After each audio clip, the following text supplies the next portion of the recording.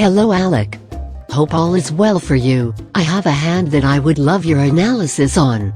I'm playing a local live bar tournament with $30 entry fee. Starting stack is 10,000 chips. There is about 30 entrants, with the top 3 getting paid. We are down to about 20 players, with my table 6-handed.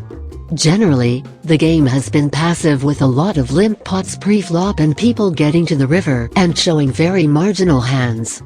People also tend to normal-sized raises of 2x or 3x with marginal hands. I have been playing tight aggressive, and over the last 4 hands I have been on a heater, getting dealt ace-queen, pocket jacks, as well as pocket kings consecutively. I have been min-raising when opening or making it 3 or 4 big blinds, to go with these hands when I enter the pot with limpers before me, so I think that it plays a part with the table believing me less, as I have played consecutive hands. Under the gun limps. His stack is about 30,000. He built it through flopping monster hands with marginal holdings, including 2 straights and a full house on the flop. He tends to slow play in these spots and go for value on the river and double-check his cards. I have also seen him 3-barrel bluff with trash hands such as 8-3 offsuit and Jack-4 offsuit, winning with the 4 as bottom pair. He seems very loose and unpredictable, and I don't have much of a read as to when he is turning his hands into bluffs. On his left there is a passive player with around 8,000 stack, who folds. My heater continues as I look down at pocket aces. I raise to 1800, in routine with how I have been playing so far. The button to my left with 10,000 elects to call my raise. He is new to my table and I don't have much on him, other than his style being passive. Both blinds fold and the loose guy calls. 3 players to the flop and a pot of 6,300. To the flop.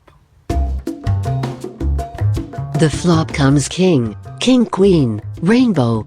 Maniac now leads out for 3,200. This throws me off as it looks very strong to me when he donk leads into 2 players, whilst I had the pre-flop betting lead. Yet I have seen him make his 3-barrel bluffs before. I stare at him and try to get a read. He calmly looks straight back at me and smiles. I feel his range is polarized as either a total bluff or a set with a king in his hand, which he could have limp called with pre-flop. I feel he would check his medium strength hands, such as an underpair or queen. I elect to just call, not wanting to fold such a strong hand to a single bet, and thinking that a raise here will fold out all his bluffs, whilst only getting called but a set of kings. Also I am unsure of the player to the button's holding. The button also elects to call. Pot is now almost 16,000.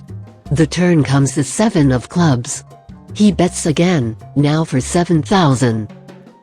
I now start to think more about him having a king. As I stare at him again he just stares back and smiles. I end up folding, also worried about the holding of the button. I also want to preserve my stack, even though it took quite a hit in this hand. To my dismay, the button also folds, saying he was holding a pocket pair of 8s.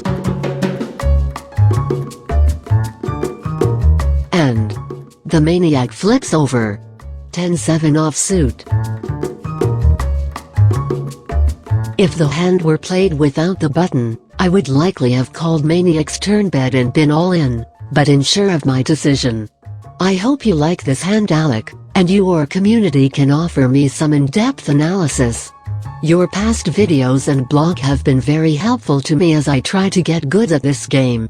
In particular I am wondering about picking up reads and thinking of the hand from the other player's perspective for my example. Hope to hear from you or see this hand on your blog or YouTube channel. Many thanks. Leonard.